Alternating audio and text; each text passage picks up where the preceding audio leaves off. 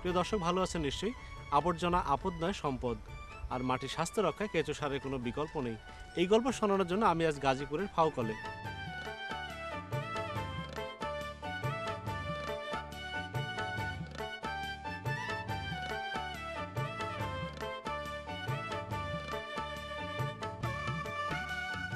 নির্বিচারে রাসায়নিক সার ব্যবহার করার ফলে মাটি হয়ে পড়ছে বন্ধ্যা। আর জনস্বাস্থ্যের বিষয়টিও এখন মারাত্মক হুমকির মুখে। কিন্তু কেন? এর থেকে কি মুক্তির কোনো রাস্তা নেই? আছে। আর সেই গল্পই আজ আপনাদের জন্য। প্রিয় দর্শক, আমার সঙ্গেই থাকবেন।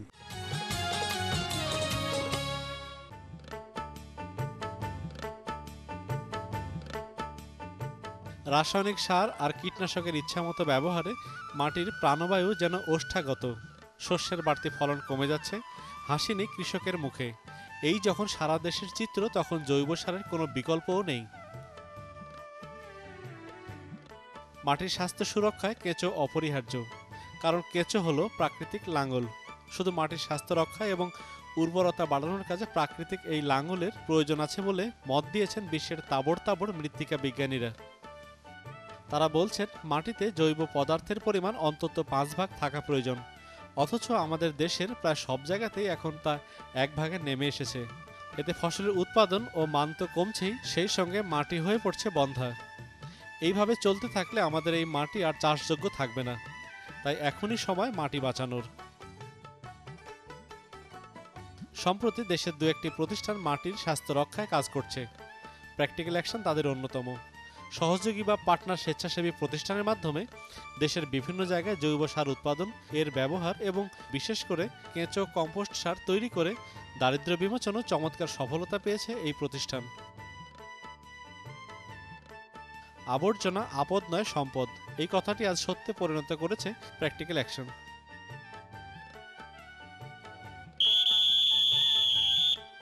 গাজীপুর শহরের প্রতিদিনের আবর্জনা সংগ্রহ করে তা একদিকে যেমন সম্পদে পরিণত করছে, আর সেই সঙ্গে জনস্বাস্থ্য থাকছে নিরাপদ।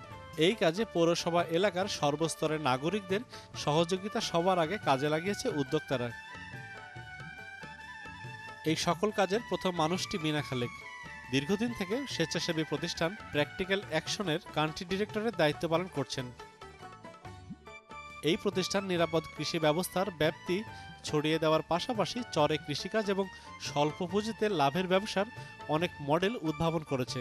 সে কারণে বিনা খালেক অনেক হতদরিদ্র মানুষের আপনজন।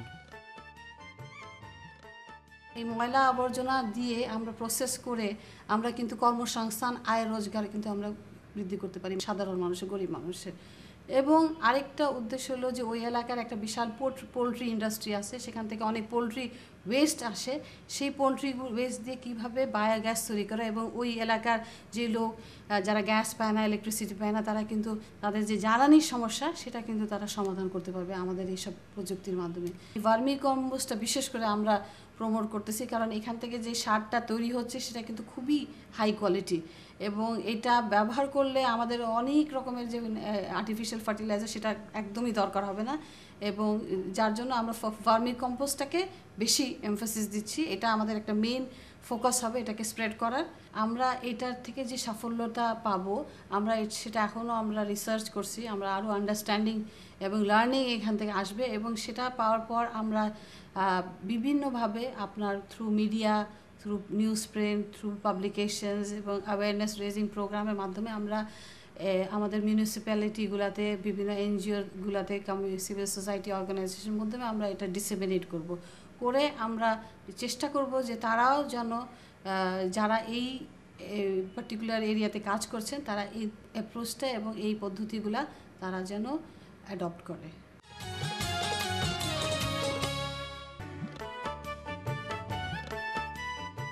গাজীপুরের ময়লা আবর্জনা বা বর্জ্য আমরা যাই বলি না কেন, আজ তার সম্পদ। বর্জ্য ব্যবস্থাপনা এটা আসলে একটা খুব কঠিন কাজ। এই জন্য আমরা সকলে জানি যে আমাদের দেশের নাগরিকেরা সাধারণত বর্জ্য বা তারা যেখানে সেখানে ইচ্ছামতো ফেলে রাখে। তাই একটা সিস্টেমে আনা এটা একটা কঠিন কাজ। তারপরেও আমরা এটাকে পৌরসভার পক্ষ থেকে চ্যালেঞ্জ হিসাবে গ্রহণ করে নিয়েছি। আমরা প্রত্যেক বাড়িতে 2টো করে বালতির মতো বাকেট দিয়েছি। একটার মধ্যে ডাকনা সহ সেটার মধ্যে পচনশীল দ্রব্য তারা ফেলবে, এবং যেটা খোলা সেটার মধ্যে যে অপচনশীল টিন, পলিথিন এইসব জাতীয় জিনিস রাখবে।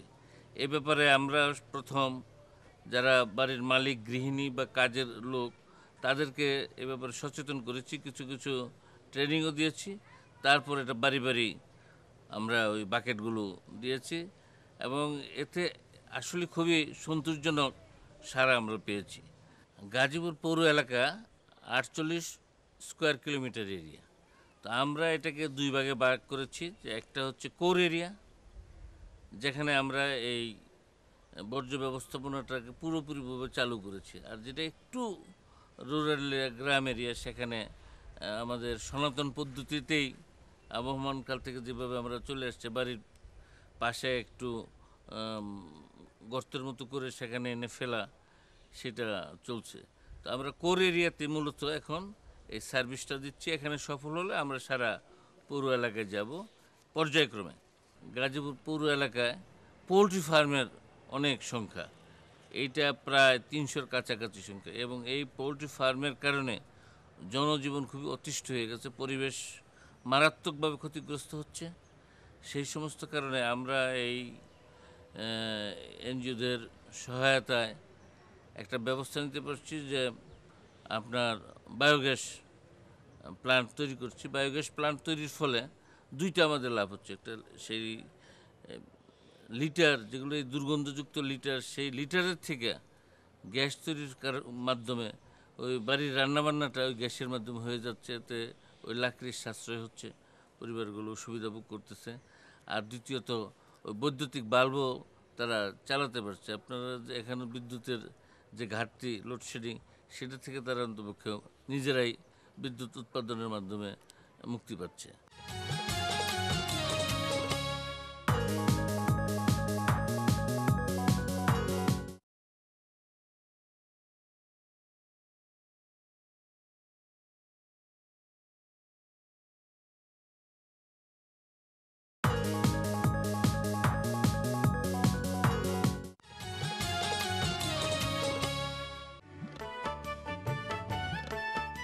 প্র্যাকটিক্যাল অ্যাকশন বাংলাদেশ স্থানীয় সহযোগী প্রতিষ্ঠানের মাধ্যমে বর্জ্য সম্পদে ও সারে পরিণত করার কাজটি করছেন।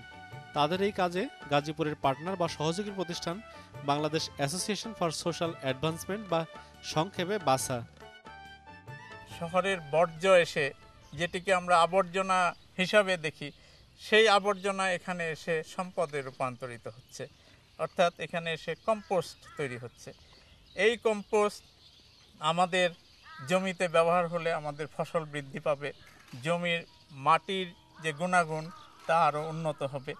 আমরা এটা সবাই জানি যে বাংলাদেশে কেমিক্যাল সার যত্রতত্র ব্যবহার করে আমাদের মাটির উর্বরতাকে নষ্ট করে ফেলা হচ্ছে। অনেক বায়োডাইভার্সিটির আমাদের অনেক ক্ষতি হচ্ছে। জমিতে আজকাল আর সেই মাছ সৃষ্টি হয় না এবং পাখি বসে না এই কেমিক্যাল ফার্টিলাইজারের কারণে। এটার দুঃসম্বন্ধে যারা সচেতন তারা বুঝবেন যে আস্তে আস্তে কেমিক্যাল ফার্টিলাইজার কমিয়ে আমাদের এই জৈব সার, এই কম্পোস্ট সার আমাদের বেশি করে ব্যবহার করতে হবে।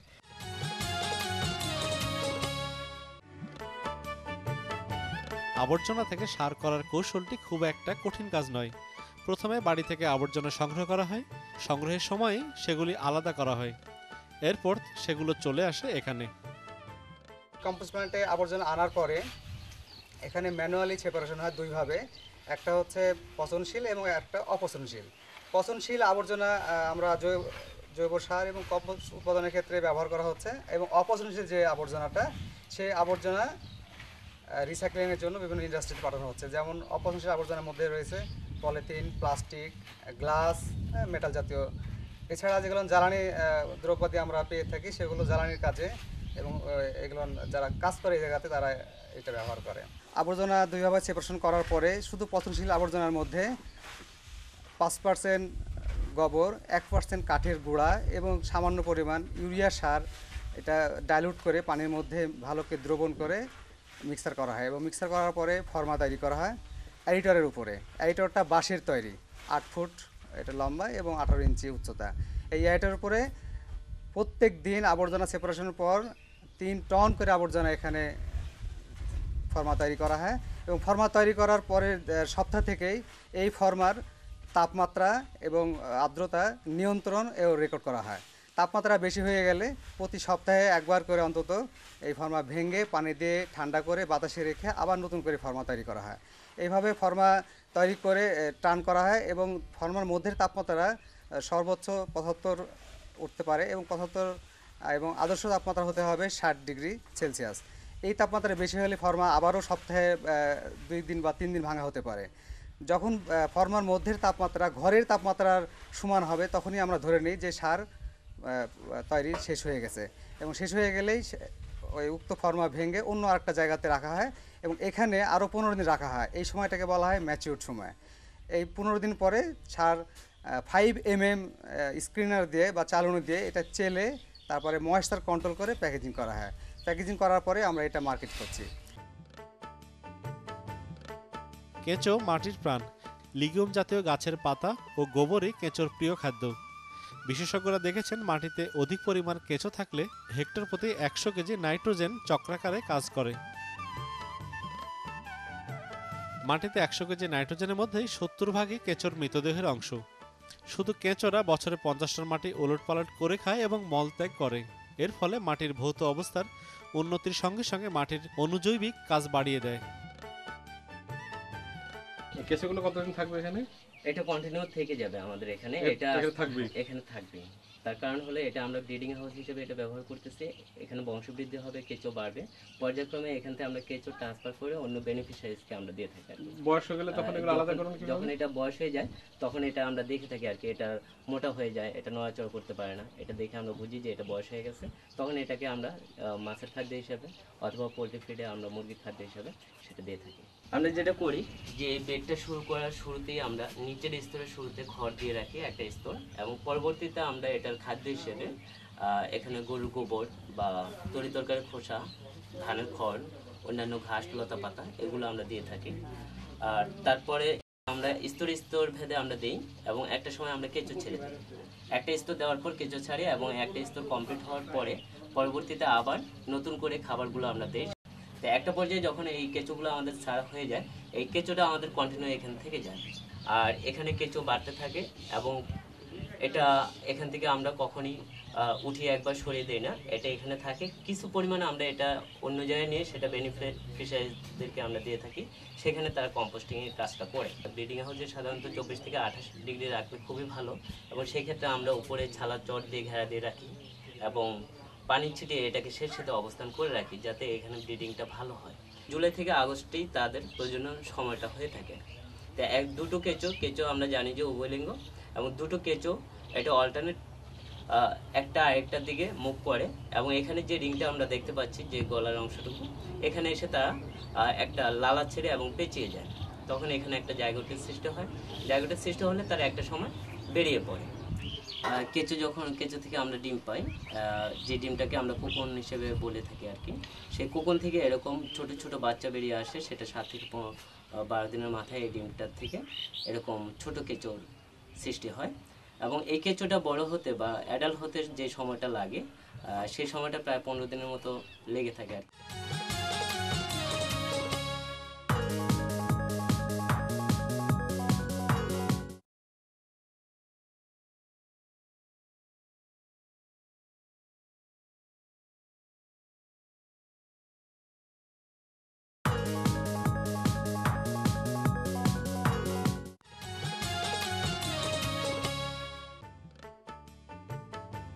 গ্রামের নাম ফাউকল।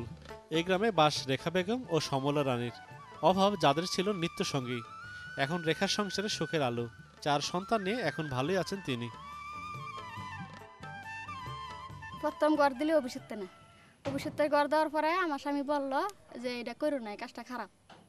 তারপরে আমি বাধা শুনছি না, জোর করে করা হইলো, স্যাররা বুঝাইলো আমার স্বামীরে। কেঁচোর খাটতি করলাম, সেবা যত্ন করলাম কেঁচোরে, তারপরে কেঁচো উন্নতি করলাম। 1 মাস পরে সার বিক্রি করছি, 340টা মতন বেচা হয়েছে।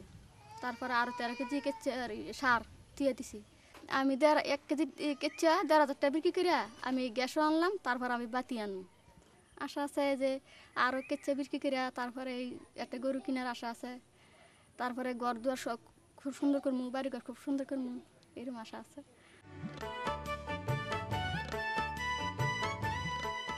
সমলাও রেখার মতো আজ স্বাবলম্বী। কেঁচো কম্পোস্ট করে দীর্ঘদিনের সংসারে যে অভাবের দৈত্য জাপটে ছিল, আজ সে দৈত্য অনেক দূরে। প্র্যাকটিক্যাল অ্যাকশনের পরামর্শে এখন ভালোই আছেন সমলা রানী।